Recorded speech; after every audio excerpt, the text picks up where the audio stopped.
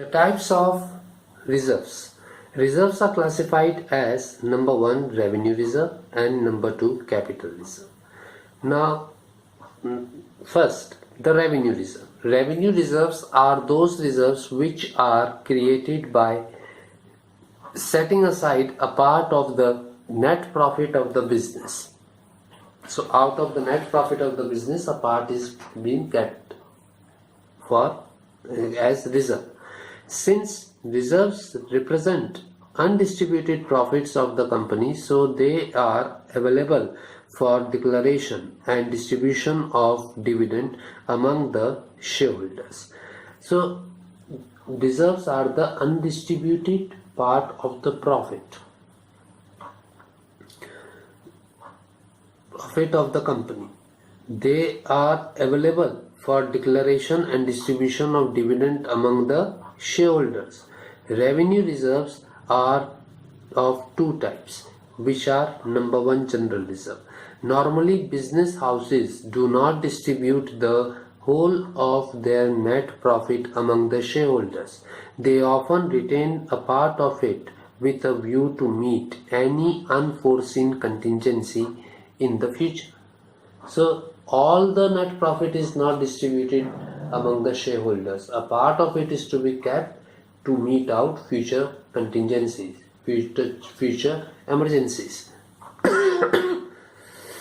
Thus, reserve created out of profit to meet the unforeseen contingency is called general reserve, and such type of reserves which are being created out of profit to meet some future contingency are called general reserve. It is available for distribution among the owners, shareholders as dividend, and it can also be utilized for distributing the dividend to the owners and the shareholders of the company. These reserves are not created for any specific purpose, so they can be used for any purpose. They are not meant for some special purpose. They can be used for any any purpose, and they are termed as free reserves or contingency reserves, and therefore they are called as free reserves, or sometimes they are also called as contingency reserves. It serves the following objective of the business entity. Number 1, strengthening the financial position of the business entity. The general reserve strengthens the financial position of the business entity. Number 2, serves as internal source of fund for expansion purpose. The money kept in the reserve can be utilized for expanding the business operations of the enterprise. Third, use for equalization of dividend rate.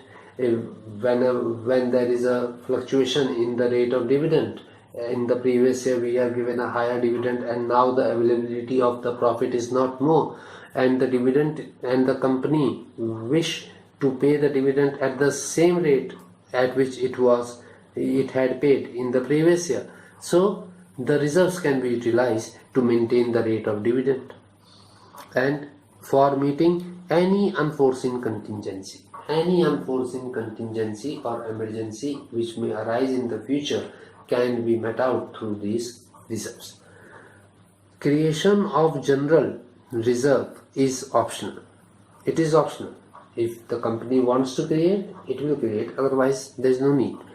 It refers to appropriation of profits, so it is made only when adequate profit is earned, as it is a means of appropriation of profits, so it is created only if it is required and the profits are adequate. They are shown on the liability side of balance sheet under the head reserves and surplus, and such reserves are shown on the liability side of the balance sheet under the head reserves and surplus. Then the second type of reserve, revenue reserve, is the specific reserves. Reserves created for a specific purpose are termed as specific reserves.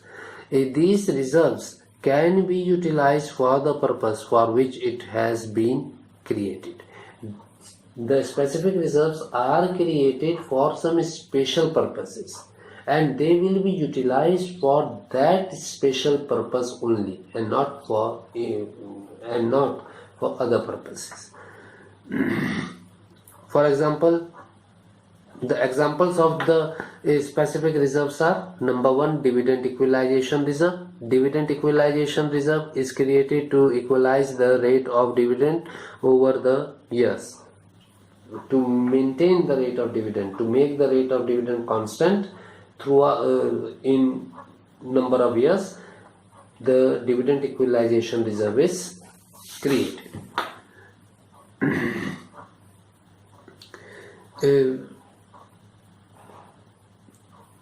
This reserve is created by way of passing the following journal entry: balance in statement of profit and loss account debit to dividend equalization reserve.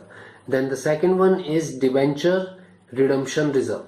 Debenture redemption reserve is created for the purpose of redemption of debentures at the end of the specific period. At the end, as debentures are loan documents, so the people who are holding the debenture certificates, they are the creditors of the company. They have to be paid the money back after a specific period of time.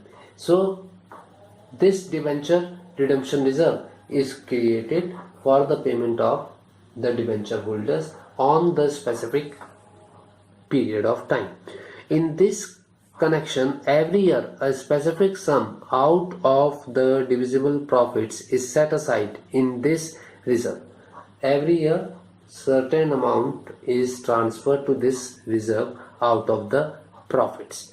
The amount is to be invested in securities and that amount is invested in the securities. The amount accumulated with compound interest produces the required amount, and the amount after adding every year's reserve transfer plus the interest on it will become a big amount which will be sufficient for the payment to the debenture holders. This reserve is created by passing the following journal entry: balance in statement of profit and loss account debit to debenture redemption reserve account. Then the third is investment fluctuation reserve.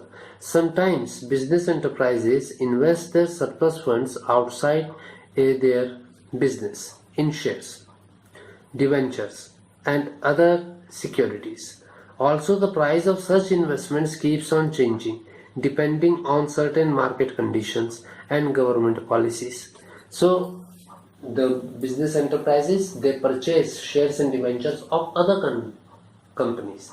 This purchasing of shares and debentures of other companies is called as investments.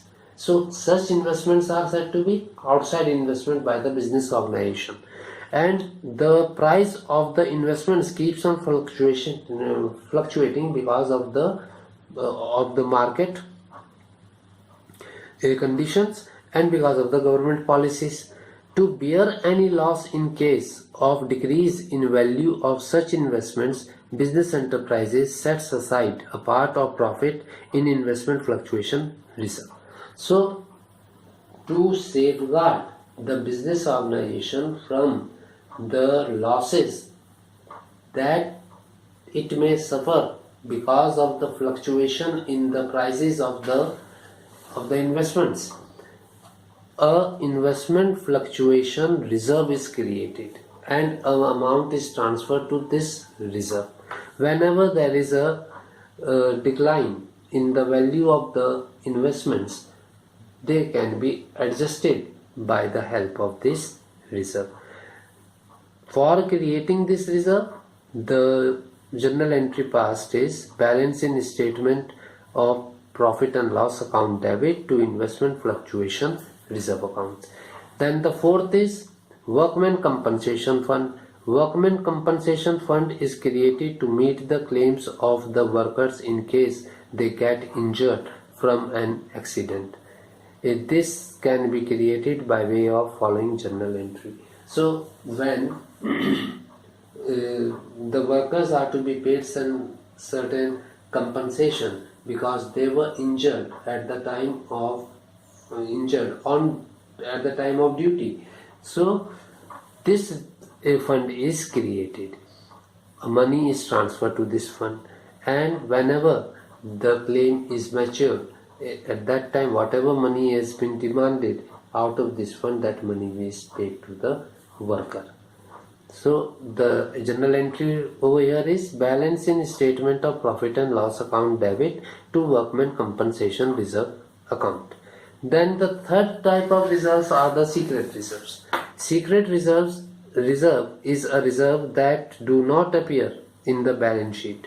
It can be created in the years of higher profits and can be merged with the.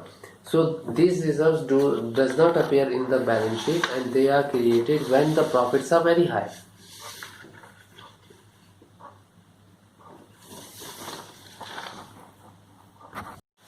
Profits during the last periods, they can be created as under by overvaluing stock, by making excessive provision than the required. Stock की value को बढ़ा दिया. Excessive provisions are made. Excessive means more than what is required. By charging capital expenditure to revenue expenditure, something of capital nature will be charged as revenue nature. By showing a contingent liabilities of the enterprise and showing the contingent liabilities of the enterprise in the profit and loss account. Secret reserve is secret in the sense that it is not known to the outsiders. This reserve is not known to the outsiders. It is suggested that keeping in view the requirement of the case, secret reserves should be created within reasonable limits. Such type of reserves should be created in reasonable limits. Then the reserve fund. If reserves are invested in outside securities so as to meet out the fund for a specific purpose, it will be called reserve fund. Generally, a company prefers to invest the fund in outside securities. Cash is available for investment. Fund cannot be used more profitably if invested in own business. So, reserve fund, a reserve when it is invested in securities outside the business, then a reserve becomes a reserve fund. The money that will be received from the investments, realized from the selling of the investments, will be utilized for the purpose that the company wants to get done.